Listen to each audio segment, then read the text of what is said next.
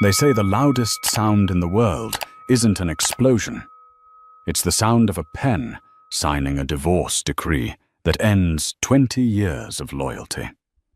Harrison Prescott thought he was discarding a boring housewife when he threw Isabella out into the rain to move his 24-year-old mistress into their Malibu estate. He thought he was upgrading. He thought he was the genius behind his billion-dollar tech empire. He was wrong. Dead wrong. By the time he realized that Isabella wasn't just his wife, but the silent owner of the intellectual property that built his company, it was too late. He didn't just lose a wife. He handed the keys to the kingdom to the woman he betrayed. This is the story of how Harrison Prescott lost a billion-dollar queen, and didn't even know it until she destroyed him. The invitation to the charity gala at the Pierre Hotel in New York read, "The Prescott Foundation," printed in gold leaf on heavy cream cardstock. It was the physical manifestation of everything Harrison Prescott valued: appearances, wealth, and the adoration of strangers. Isabella Prescott stood before the floor-to-ceiling mirror in the master suite of their penthouse on Fifth Avenue. At 42, she was striking dark hair, pulled back in a severe, elegant chignon, wearing a vintage emerald Dior gown that had belonged to her grandmother. She didn't look like a woman about to be discarded. She looked like old money. She looked like stability. But Harrison didn't want stability anymore. He wanted excitement.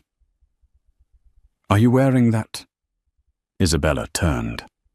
Harrison stood in the doorway, adjusting the cufflinks of his bespoke Tom Ford tuxedo. At 45, he was handsome in a predatory way, sharp jaw, restless eyes, the look of a man who had conquered the tech world with his firm Nexus dynamics and was now looking for new territories to pillage. "It's elegant, Harrison," Isabella said, her voice calm. She was used to the barbs. They had been increasing in frequency over the last 6 months, ever since he hired the new PR consultant for the firm. "The board respects tradition. The board is a group of dinosaurs, Bella, and frankly, so are you sometimes." He walked past her, checking his reflection, preening. "Tiffany will be there tonight. Try to be pleasant. She's spearheading the rebrand." Tiffany. Tiffany Cole. 24 years old, a degree in communications from a party school, and legs that went on for days. She was the PR consultant. She was also the reason Harrison had started coming home at 3 a.m., smelling of Santal 33 and gin. "I am always pleasant, Harrison," Isabella said, picking up her clutch. Inside was a flash drive, a backup of the original source code for Nexus, the code she had written in their cramped apartment in Palo Alto 20 years ago, while Harrison was out charming investors. He had the face, the voice, the sales pitch. But Isabella had the brain. She had the architecture. And legally, though he seemed to have forgotten, she held the patents in a blind trust established by her late father, a paranoid but brilliant corporate attorney named Arthur Rossi. The gala was a blur of flashing lights and forced smiles. Harrison worked the room like a politician, his hand guiding Isabella's lower back with a pressure that felt more like a threat than affection. Then she saw her. Tiffany Cole was wearing a dress that was less a garment and more a cry for attention. Red sequins, backless, dangerously low cut. She wasn't just at the party.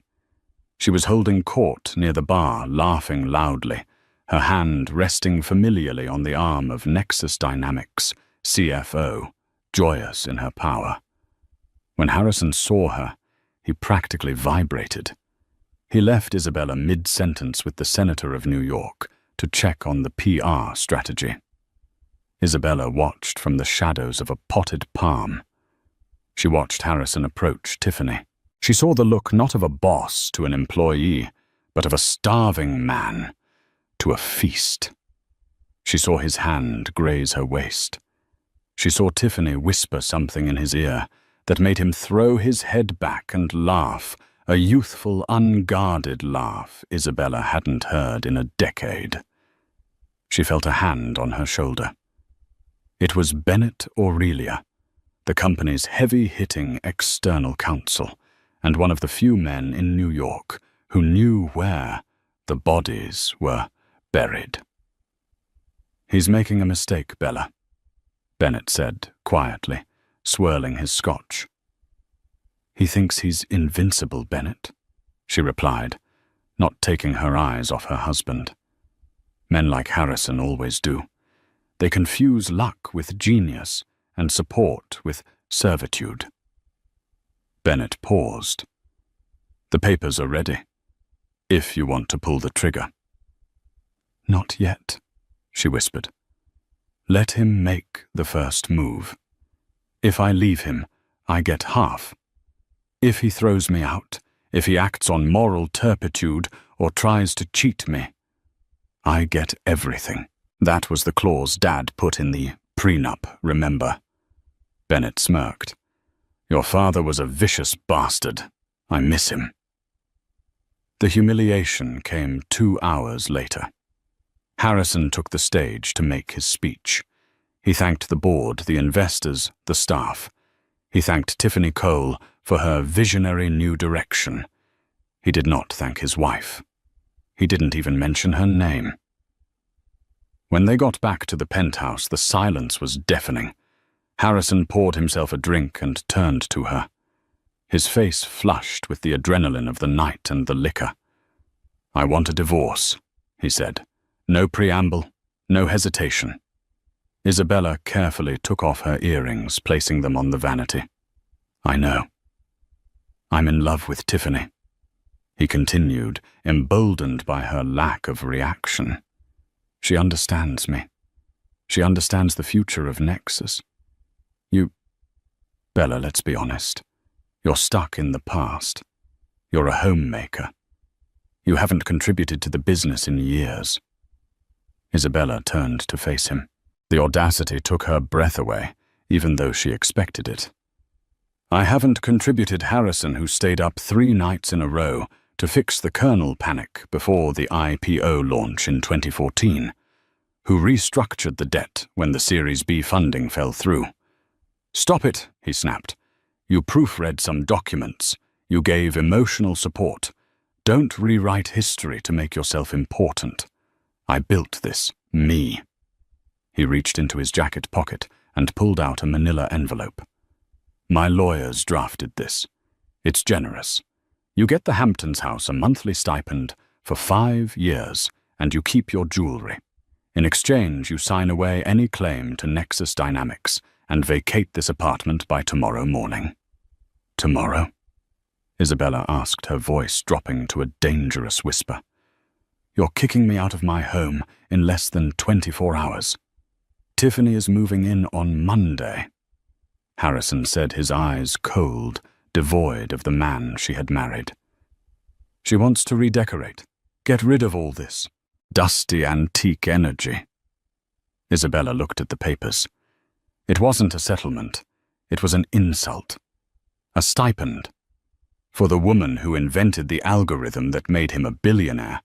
"And if I don't sign, then I'll ruin you." Harrison stepped closer, towering over her. "I have the best lawyers in the city. I'll paint you as an unstable, vindictive shrew. I'll make sure you leave with nothing but the clothes on your back. Take the deal, Bella. Go retire to the Hamptons and grow tomatoes. It's what you're good at." Isabella looked at him. Really looked at him. She saw the grey at his temples she used to die for him. She saw the wrinkles she used to kiss. And she saw a stranger. "Okay," she said softly. Harrison blinked, surprised by the easy victory. "Okay. I'll pack tonight. I'll be gone by morning." She didn't sign the papers, though. He was too drunk on his own ego to notice she just left them on the table. She packed 2 suitcases. She took her clothes, her grandmother's jewelry, and the hard drive from the safe. As she walked out of the penthouse lobby into the cold, biting wind of a New York autumn rain, she didn't cry. She hailed a cab. "Where to, lady?" the driver asked. "The Four Seasons," she said. Then she pulled out her phone and dialed a number. "Bennett, it's Bella." "He did it. He kicked me out." "I'm sorry, Bella." Bennett's voice came through, gruff but warm. "Don't be," she said, watching the rain streak against the window, blurring the city lights. "Execute Protocol Regina. Freeze the assets held in the Rossi Trust, and send the cease and desist regarding the use of the Core X algorithm to Nexus Dynamics, effective immediately. It's going to be a bloodbath, Bella." "I know," she said, her eyes reflecting the passing streetlights like cold steel. "He wanted a younger model. I'm going to show him exactly how expensive an upgrade can be." For the first month, Harrison Prescott felt like a god. With Isabella gone, the penthouse transformed. The antique mahogany furniture was replaced with sleek, uncomfortable Italian leather. The library, once filled with Isabella's first editions and legal texts, was converted into a wellness room for Tiffany, complete with a Peloton and a juice bar. Tiffany was a whirlwind of energy. She threw parties 3 nights a week. Champagne flowed like water. Harrison was the center of attention, the envy of every older executive who wished they had the guts to trade in their 40-something wife for a 20-something model. "You look 10 years younger, Harry," Tiffany cooed one morning, straightening his tie. She called him Harry. Isabella had always hated that nickname, saying it sounded like a frantic child. Tiffany made it sound like a rock star. "I feel 10 years younger," he lied. In reality, he was exhausted. The parties went late. Tiffany had an insatiable need for stimulation. Clubs, dinners, trips to St. Bart's on the corporate jet. He was drinking more, sleeping less, and skipping morning briefings. But the stock was holding steady. The rebrand was flashy. Nexus was cool again. Then came the first tremor. It happened on a Tuesday morning in November. Harrison was nursing a hangover in his glass-walled office when his CTO, a brilliant but anxious man named David Chen, burst in. "We have a problem," David said, bypassing the usual pleasantries. "A big one." "Calm down, David. What is it?" "Server outage." "No. We've been locked out of the Core X repositories." Harrison frowned, rubbing his temples. "What do you mean, locked out?" "We own the servers. We own the hardware, Harrison. We don't own the source code license. I just got a flagged notification from the system. Our license key for the Core X algorithm, the engine that runs our entire data analytics platform, has been revoked." Harrison laughed. "That's a glitch. Call IT." "I did call IT. They can't fix it. The revocation came from the IP holder." "We are the IP holder," Harrison shouted, slamming his hand on the desk. David looked down at his iPad, his face pale. "Actually, we aren't. I looked into the metadata. The license authentication pings a server owned by a holding company called Rossi and Aurelia Ventures." Harrison froze. The room temperature seemed to drop 10 degrees. Rossi. Isabella's maiden name. That's impossible," Harrison stammered. My ex-wife, she doesn't own anything. She signed a prenup. Harrison, if the Core X engine shuts down, our client data goes dark in 48 hours.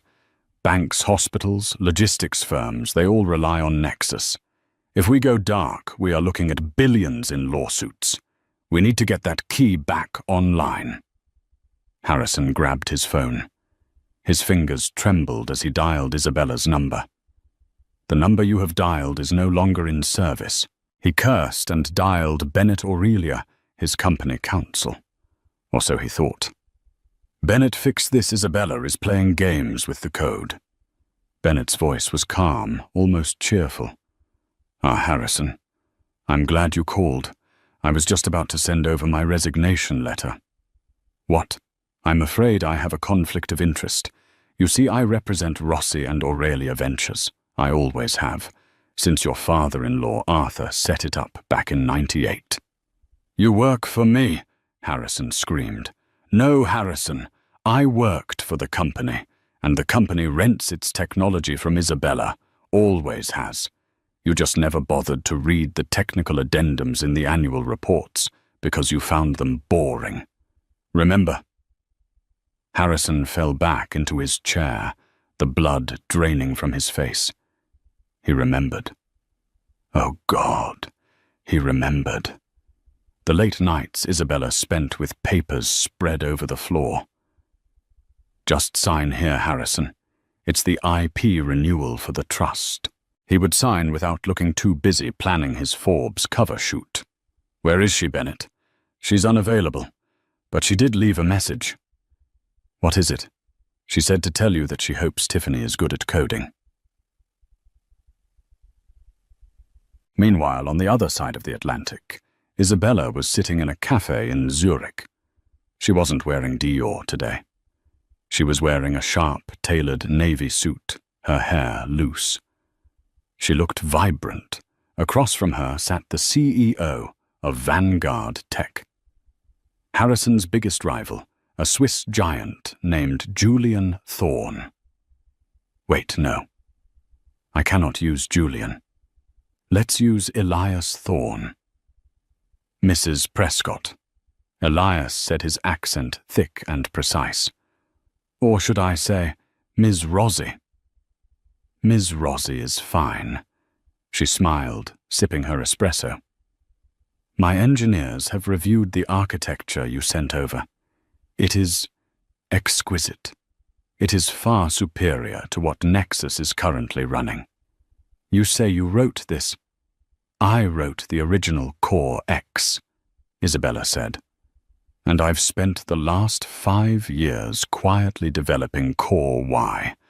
It's faster, more secure, and unlike Harrison's version, it doesn't rely on legacy patches. Elias leaned forward. And you want to sell it to Vanguard? No, Isabella said, her eyes hard. I don't want to sell it. I want a partnership. I want to be the chairwoman of the new division. And I want to crush Nexus Dynamics into the dust. Elias Thorne smiled, extending a hand. I think we are going to get along very well, Ms. Rossi. Back in New York, the rain had started again. Harrison stood by the window of his penthouse. Tiffany was in the background, complaining loudly about a caterer who had cancelled on her. Harry, are you listening to me? The caviar won't be here until 7. Harrison stared at his reflection in the glass. He looked tired. He looked old. And for the first time in his life, he looked scared. Shut up, Tiffany, he whispered. Excuse me, she snapped. I said, shut up, he roared, turning on her. The veneer was cracking. The twist had been turned. The Queen had made her move on the board, and the King was standing exposed with nothing but a pawn to protect him. The collapse of Nexus Dynamics didn't happen all at once. It happened in agonizing public slow motion. 72 hours after Isabella initiated protocol, Regina the Nexus servers didn't go dark. They throttled. It was a fail-safe Isabella had coded into the kernel years ago. In the absence of a valid license key, the algorithm would operate at 5% capacity. Just enough to keep the lights on, but not enough to process the massive data streams their clients paid millions for. Wall Street reacted with the brutality of a shark sensing blood in the water. Harrison stood in the center of the trading floor at the Nexus headquarters. The giant screens lining the walls, usually displaying a sea of comforting green numbers, were bleeding red. Down 12 points since opening bell, muttered Caleb, the VP of sales, wiping sweat from his forehead. Goldman Sachs just pulled their advisory contract. They said they can't trust a platform that lags. Harrison, you have to do something. I am doing something, Harrison barked. He looked like a man who hadn't slept in 3 days. Because he hadn't. His Tom Ford suit was rumpled, his tie loose. I'm suing her. I'm suing the trust. It's economic terrorism. But the legal meeting an hour later was a cold shower of reality. They met in the glass-walled conference room. Tiffany was there, scrolling through Instagram, seemingly bored by the discussion of intellectual property law. Sitting opposite Harrison was his new legal team sharks from Cromwell and Sullivan, costing him $1,000 an hour. It's not good, Mr. Prescott, said the lead attorney, a woman named Beverly Sharp. She lived up to her name. We've reviewed the founding documents of Nexus. The assignment of intellectual property rights is incredibly specific. It's fraud, Harrison shouted. She was my wife. Everything she made belongs to the community property, not if it was developed under the aegis of the Rossi Trust prior to the company's incorporation. Beverly corrected, sliding a document across the table. Your wife didn't just write code, Mr. Prescott. She patented the underlying logic gates under her maiden name 3 years before she married you. Then she leased it to Nexus for a nominal fee of $1 a year. That lease had a clause, termination upon dissolution of marriage or cessation of cohabitation. Harrison stared at the paper. The words swam before his eyes. $1 a year. She had given him everything for free, practically, and he had treated it as his birthright. So pay her. Harrison slammed his fist on the table. Offer her $10,020,000. Get the license back. We tried, Beverly said quietly. We reached out to Bennett Aurelia this morning. And they declined to negotiate. Bennett said Ms. Rossi has entered into an exclusive partnership with a new entity. She is legally barred from licensing the tech to a competitor. A competitor? Harrison laughed, a high, hysterical sound. Who is she working with? Vanguard, Beverly said. The room went silent. Vanguard, led by Elias Davenport, formerly Thorne's rival, was the only company with the infrastructure to rival Nexus, if Isabella gave them the Core X engine. Harrison, Tiffany piped up, looking up from her phone. Why don't we just make a new code? Like, how hard can it be? It's just typing, right? The engineers in the room looked at her with a mix of horror and disdain. It took 10 years to build Core X, Tiffany, Harrison said through gritted teeth. We don't have 10 years. We have 10 days before we're insolvent. Well, don't yell at me, she huffed, standing up. I'm trying to help. I booked you an interview with CNBC for this afternoon. Squawk Box. You need to control the narrative.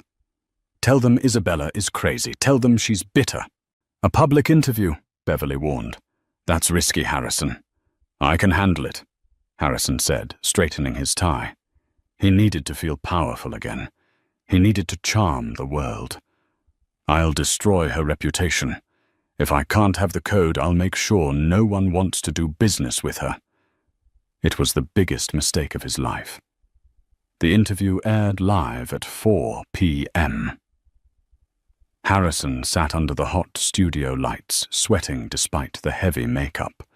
The anchor, a sharp-witted journalist named Anderson Cooper, a real name to ground the reality, or a fictional equivalent like Andrew Ross, didn't pull punches. Mr. Prescott, the anchor began, reports are circulating that Nexus Dynamics has lost access to its core operating system. Is it true that the intellectual property was never yours? That's a mischaracterization. Harrison smiled, the charm failing to reach his eyes. My ex-wife is currently holding our systems hostage in a domestic dispute. It's a sad attempt to leverage a divorce settlement. It's personal, not professional. But the patent filings are public, the anchor pressed. Isabella Rossi is listed as the sole inventor.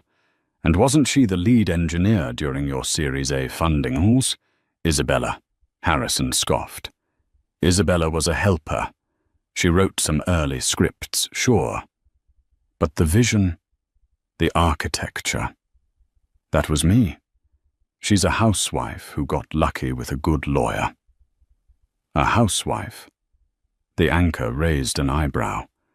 Because, according to a press release issued 5 minutes ago by Vanguard, Isabella Rossi has just been named their new Chief Innovation Officer, and they've released a benchmark test showing their new system running on her code is 400% faster than yours. Harrison froze on live television. His mouth opened, but no sound came out. And, the anchor continued, looking at his tablet, it seems your current PR consultant, Ms. Tiffany Cole, just tweeted. Let me read this. Harrison is going to crush his crazy ex. Old women need to know when to retire. Do you endorse this statement, Mr. Prescott?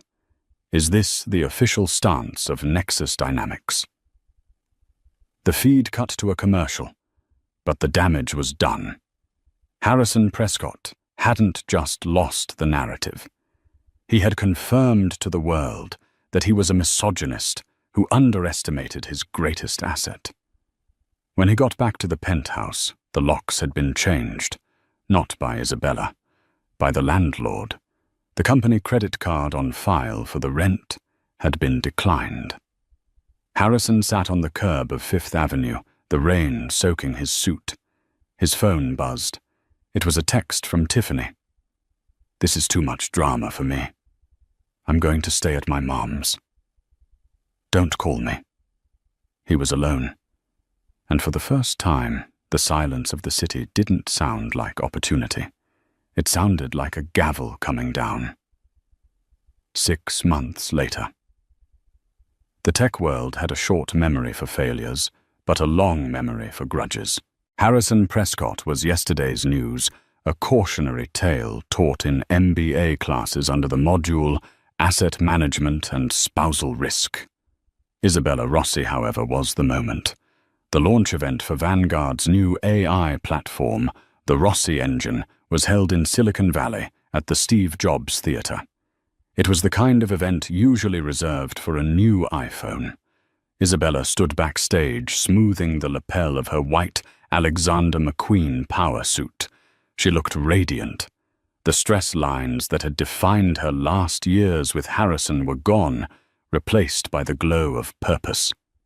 You ready, boss? Isabella turned. David Chen, the former CTO of Nexus, smiled at her. He had resigned from Nexus 3 days after Harrison's disastrous interview. He wasn't the only one. Isabella had hired back almost her entire original engineering team. They had walked out on Harrison to follow the person they knew was the real genius. I'm ready, David, she said. How's the demo looking? Flawless. We're running live data from the Tokyo Stock Exchange. 0 latency. Good. Let's go make history.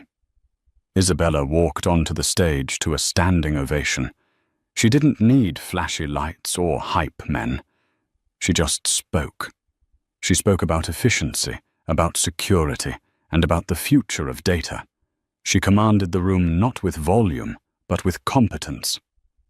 In the back row of the auditorium, wearing a baseball cap pulled low and a cheap windbreaker, sat Harrison Prescott.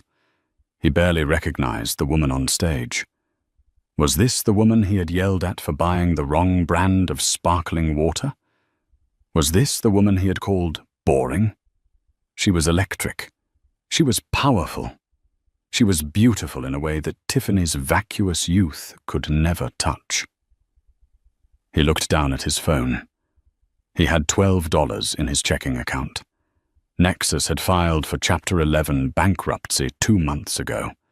The assets, mostly office furniture and leased servers, were being auctioned off next week. He was living in a studio apartment in Queens, driving an Uber to make ends meet, while the lawsuits from shareholders dragged on. He watched Isabella finish her presentation. Technology is not just about code, she told the audience, her voice ringing clear. It's about integrity. It's about knowing the value of the foundation you build on. You cannot build a skyscraper on a lie. The crowd erupted. Harrison slipped out the back exit before the lights came up. He couldn't bear for her to see him. Not like this. He walked to the parking lot, the California sun feeling mocking and bright. He unlocked his used Honda Civic and sat in the driver's seat, gripping the steering wheel until his knuckles turned white. He reached into the glove compartment and pulled out an old, battered moleskin notebook.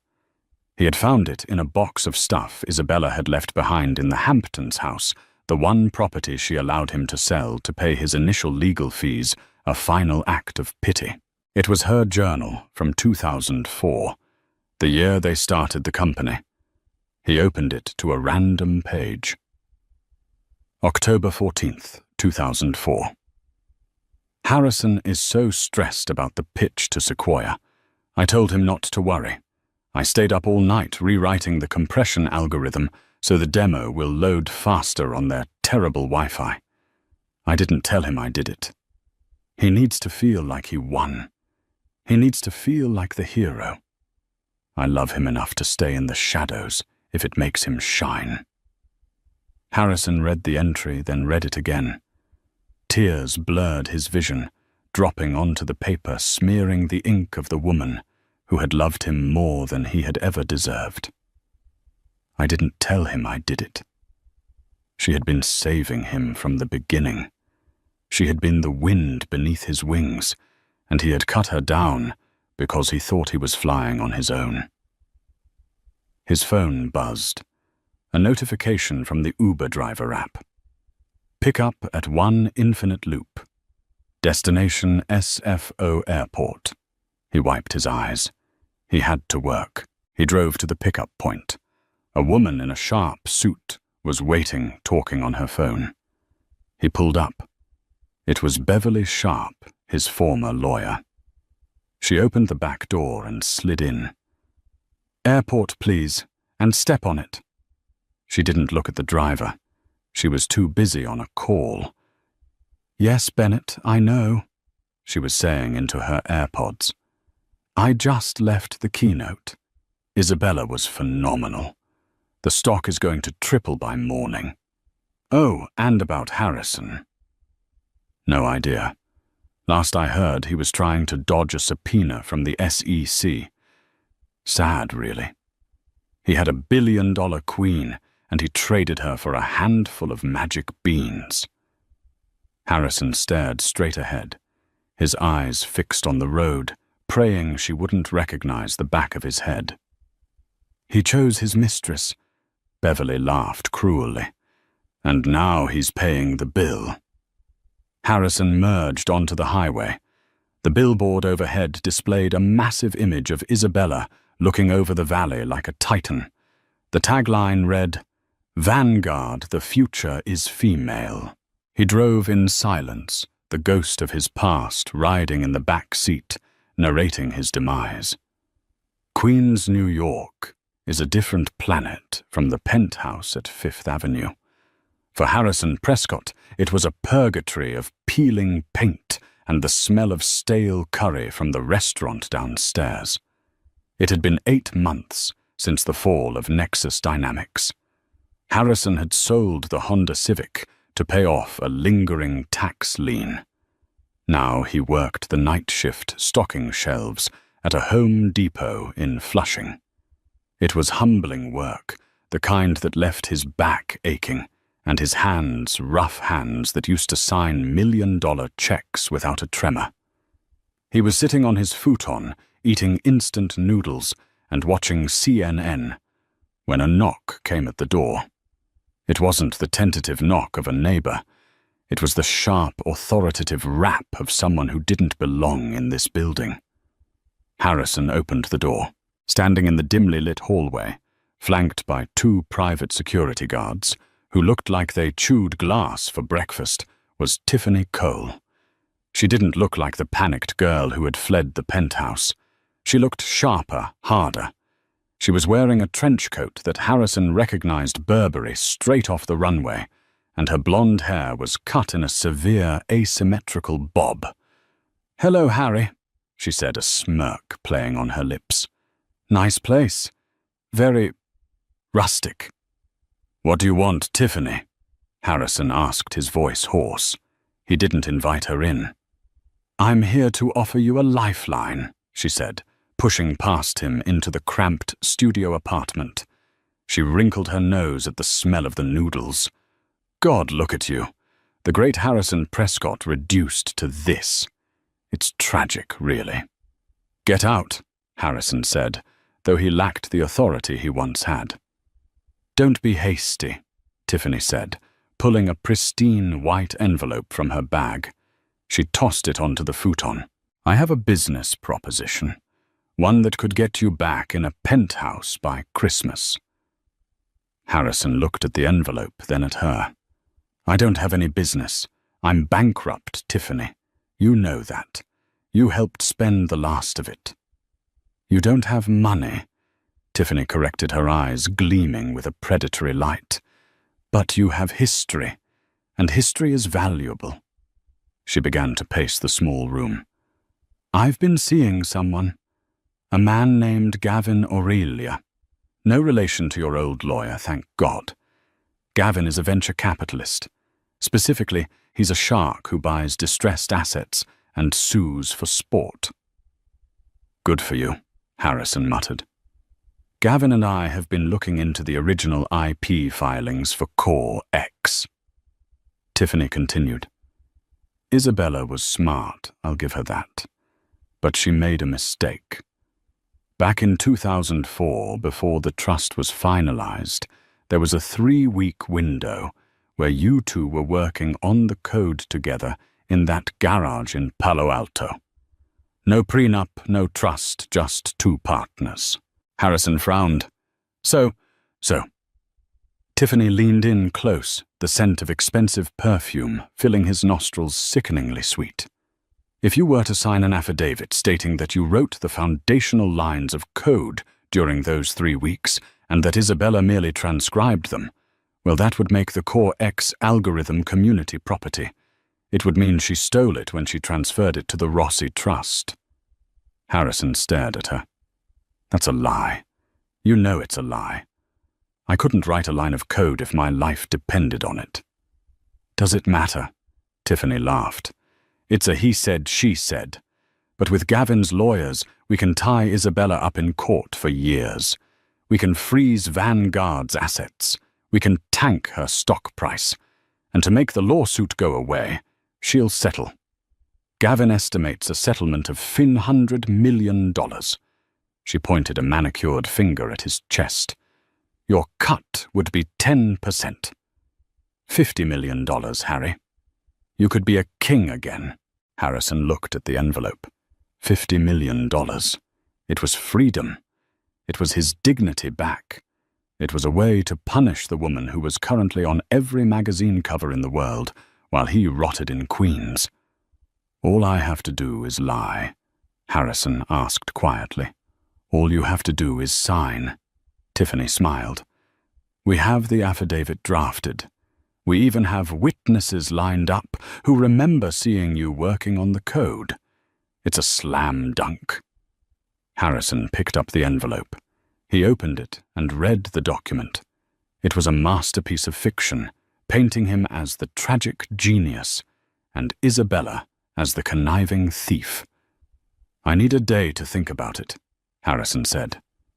Tiffany's smile faltered slightly. "Don't take too long, Harry. The offer expires tomorrow at noon. I'll send a car." She turned and walked out, her heels clicking on the linoleum. At the door, she paused. "Don't be stupid, Harrison. You chose me once because I was the fun option. Choose me now, because I'm the winning option. Isabella is the past. We are the future." The door clicked shut. Harrison stood in the silence. He looked at the document. Then he looked at the pile of unpaid bills on his counter. He felt a wave of nausea. He walked over to his closet, a cardboard box in the corner, and dug to the bottom. He pulled out the black moleskin notebook he had saved from the Hamptons. Isabella's journal. He opened it to the entry dated November 2004. "Harrison brought me coffee at 4 a.m. again. He doesn't understand what I'm typing, but he stays up with me just to keep me company. He's my rock. I'm going to name the variable sets after his favorite constellations. Orion, Cassiopeia, so that even inside the machine he's part of it." Harrison read the words, and for the first time in years, the fog of his own narcissism fully lifted. He wasn't the victim. He never had been. He was the villain in the story of a woman who had loved him unconditionally. And now Tiffany wanted him to be the villain one last time. He looked at the clock. It was 9 p.m. He grabbed his coat. He didn't call the car, Tiffany promised. He grabbed the journal, the affidavit, and his last $20. He had to get to Hudson Yards. He had to get to Vanguard. The headquarters of Vanguard Tech was a fortress of glass and steel overlooking the Hudson River. It was late, but the lights on the top floor were still blazing. Isabella Rossi didn't work 9 to 5. She worked until the job was done. Isabella was in the middle of a strategy meeting with Elias Davenport and her legal team when her assistant, a sharp young man named Leo, interrupted. "Ms. Rossi, I'm so sorry," Leo said, looking flustered. "Security is on the line from the lobby. There's a man down there demanding to see you. He says it's urgent legal business regarding a hostile takeover." Isabella rubbed her temples. "Who is it? A process server?" "No, ma'am. He says his name is Harrison Prescott." The room went silent. Elias looked at Isabella, his expression unreadable. "Shall I have him removed?" Isabella hesitated. She hadn't seen Harrison since the day she walked out of the penthouse. She had seen the photos in the tabloids, Harrison looking disheveled, Harrison yelling at paparazzi. She thought she would feel satisfaction, but mostly she just felt a dull ache for the wasted years. "No," Isabella said, standing up. "Let him up. But bring security." 5 minutes later, the elevator doors slid open. Harrison stepped out. He looked older than she remembered, thinner. His suit was cheap and ill-fitting, and he looked like he hadn't slept in a week. He stood awkwardly in the plush modern lobby of the executive suite, holding a battered notebook and a crumpled envelope. Isabella walked out to meet him, stopping 10 feet away. 2 large security guards stood just behind her. "Harrison," she said. Her voice was cool, detached. "You have 5 minutes. If this is about money, you're wasting your time." Harrison looked at her. She looked magnificent, powerful, untouchable. "It's not about money, Bella," he said, using the name he had lost the right to use. "Then what?" He stepped forward and the guards tensed. He held up his hands. "I'm not here to hurt you. I'm here to warn you." He held out the envelope. "Tiffany Cole came to see me tonight. She's with Gavin Aurelia now." Isabella's eyes narrowed. Gavin Aurelia was a notorious corporate raider. "And they're filing a lawsuit tomorrow morning," Harrison said, his voice steady. "They want me to sign an affidavit claiming I wrote the source code for Core X in 2004. They want to invalidate the trust and claim 50% ownership of your IP. Isabella let out a short, incredulous laugh. That's absurd. No court would believe you wrote that code. You don't even know Java from Python. Well, they don't need the court to believe it forever, Harrison said. They just need enough doubt to get an injunction. They want to freeze your assets and force a settlement. They offered me $50 million to sign this. Isabella looked at the envelope in his hand. Then she looked at his face. She saw the desperation there, but also something else. Regret. "And did you sign it?" she asked softly. "No." Harrison reached into his pocket and pulled out the black moleskin notebook. "I brought you this instead." Isabella froze. She recognized it instantly. It was her lab notebook from the garage days, the one she thought she had lost in the move. "This proves everything," Harrison said, his voice cracking. "It has your handwriting. It has the dates. It has the notes about the constellations." He choked on the word. "It proves I didn't write a damn thing. It proves I was just the guy bringing you coffee." He walked forward and placed the notebook and the unsigned affidavit on the marble reception desk. "Why?" Isabella asked, watching him. "Why give up $50 million? You're broke, Harrison. I know you are." Harrison laughed a sad, broken sound. "Because I already sold the most valuable thing I ever had. Bella, I sold us for a midlife crisis and a rebranding strategy. I'm not going to sell your legacy, too." He backed away toward the elevator. "Tiffany is going to be angry," Harrison said. "She might try to leak things, personal things. But without my signature, her lawsuit is dead in the water." "Harrison," Isabella called out as he pressed the elevator button. He stopped but didn't turn around. "Thank you," she said. It wasn't forgiveness. It was too soon for that. But it was an acknowledgement. "You were always the queen, Bella." Harrison whispered to the metal doors. "I was just the jester who thought he was wearing a crown." The doors opened, and he stepped inside. As Harrison descended 40 floors, he expected to feel a sense of loss. He had just walked away from $50 million. But as he walked out of the building into the cool night air of Hudson Yards, he realized he felt something he hadn't felt in 20 years. He felt clean. But the story wasn't over. Tiffany Cole was not a woman who took rejection lightly, and Gavin Aurelia was not a man who liked to lose money. As Harrison walked toward the subway station, a black SUV pulled up alongside him. The window rolled down. It wasn't Tiffany. It was a man Harrison recognized from the business pages. Gavin Aurelia. "Mr. Prescott," Gavin said, his voice smooth like oiled silk. "Tiffany tells me you're having a crisis of conscience.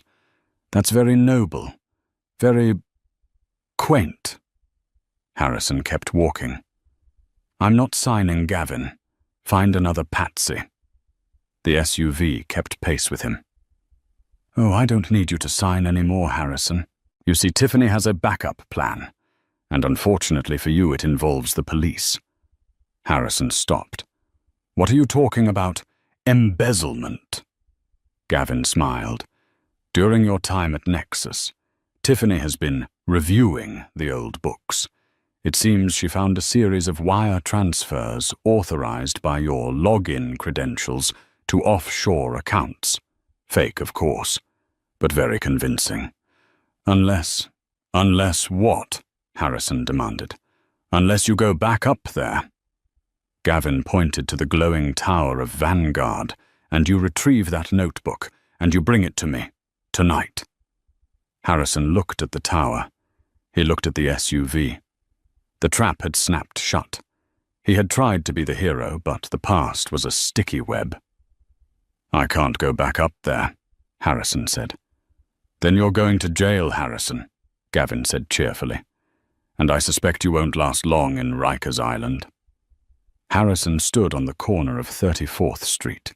He had a choice: save himself by betraying Isabella one more time, stealing the only proof of her genius, or accept the fall. Go to prison for a crime he didn't commit and protect the Queen. He looked at the tower one last time. Then he turned to Gavin. "Call the police," Harrison said. Gavin blinked. "Excuse me." "I said, call the police," Harrison said, his voice loud, attracting the attention of passers-by. "Because I'm not going back in there. And if you think I'm afraid of prison after living with the guilt of what I did to her, you're wrong." Harrison pulled out his phone, a cracked Android, and dialed 911 himself. "Yes," he said into the phone, staring Gavin Aurelia in the eye. "I'd like to report an attempted blackmail." The sirens wailing down 34th Street sounded like a symphony of judgment. Gavin Aurelia didn't stick around. As soon as he realized Harrison was actually on the line with emergency services, the black SUV peeled away. Tires screeching against the asphalt, disappearing into the labyrinth of Manhattan traffic. But the damage was done. Harrison remained on the corner phone in hand, waiting. When the NYPD cruiser pulled up, Harrison didn't run. He raised his hands. "I'm the one who called," he told the officers, "and there's a warrant that's about to be manufactured against me. I want to go on the record now." The next 12 hours were a blur of fluorescent lights, cold metal tables, and the bitter taste of stale coffee in a holding cell. Harrison was processed. The story of the embezzlement, which Gavin had threatened to plant, hadn't hit the system yet, but Harrison knew it was coming. Men like Gavin Aurelia didn't make idle threats. They had accountants who could rewrite history in a keystroke. By morning, the charges appeared. Nexus Dynamics auditors, suspiciously hired just hours prior, flagged irregularities in the Cayman accounts linked to Harrison's credentials. It was a frame job, elegant and lethal. Harrison sat in the interrogation room, facing a weary detective. He had no lawyer. He had no money for bail. He had resigned himself to the fact that his redemption would be a silent one, served out in a state penitentiary. Then the door opened. It wasn't a public defender. It was Bennett Aurelia, the man who had once been Harrison's corporate counsel and now served the Queen. "Bennett." Harrison blinked, his eyes gritty from lack of sleep. "I can't afford you." "You're not paying me," Bennett said, dropping a thick file onto the metal table. He looked at the detective. "Detective, my client is free to go. We have provided the district attorney with the exculpatory evidence." The detective looked at the file, then at Bennett. "The DA signed off on this 10 minutes ago. You're holding an innocent man based on falsified data packets uploaded at 10:45 p.m. last night by a server located in a penthouse owned by Mr. Gavin Aurelia. We traced the IP packets. We also have the audio recording of Mr. Aurelia attempting to blackmail Mr. Prescott." Harrison looked at Bennett, stunned. How did you get the audio?" Bennett tapped his own ear. "You called 911, Harrison. But before that, you were in the lobby of Vanguard. Security protocols are tight. Our directional microphones picked up your conversation on the street corner. Isabella watches everything." Isabella. Harrison felt a lump form in his throat. "Is she here?" "No," Bennett said, his voice softening slightly. "She's at the stock exchange. She's ringing the opening bell. Vanguard just acquired the assets of Nexus Dynamics for pennies on the dollar." Bennett stood up. "Come on, Harrison. Let's get you out of here."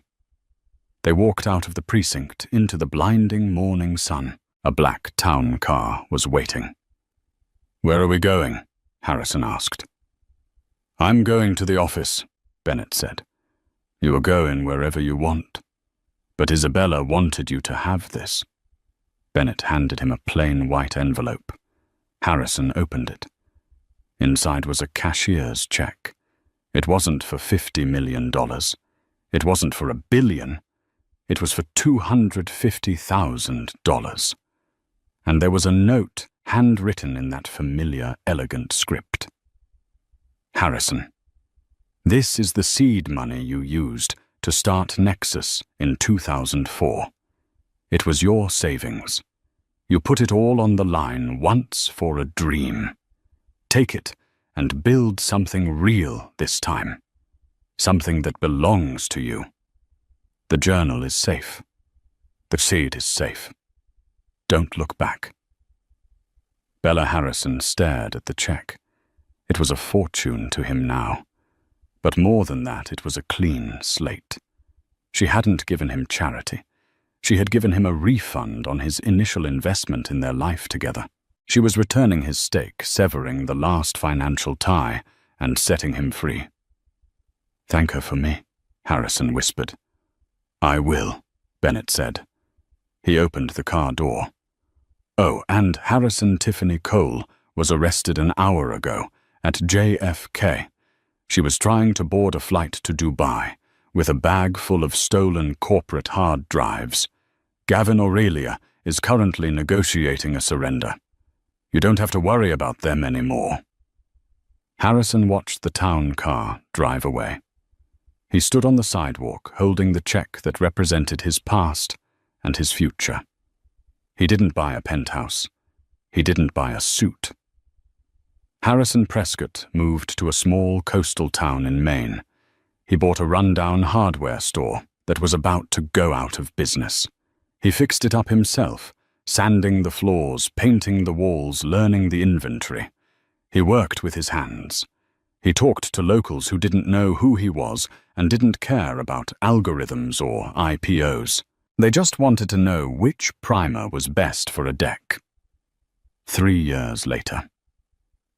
It was a snowy evening. Harrison was locking up the shop, flipping the sign to closed.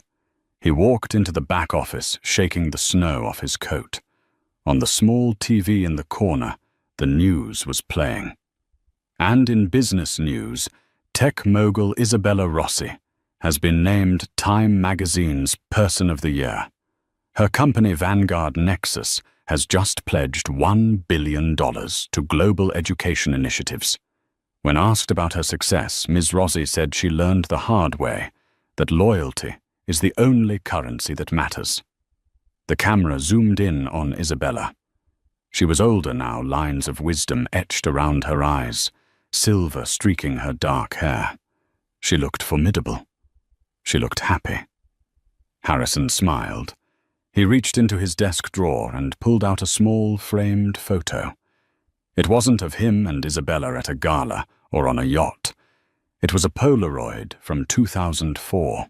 2 kids in a garage eating pizza over a mess of cables, exhausted but smiling. He looked at the photo, then up at the screen.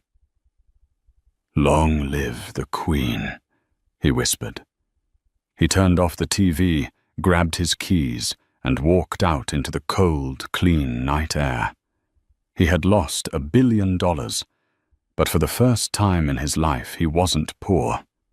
He was free.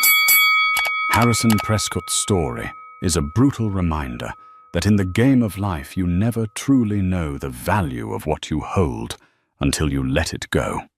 He thought he was the player, but he was just a piece on the board.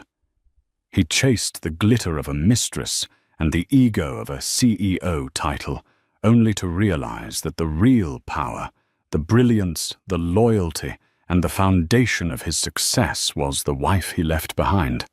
In the end, Isabella didn't just win the company. She won her dignity.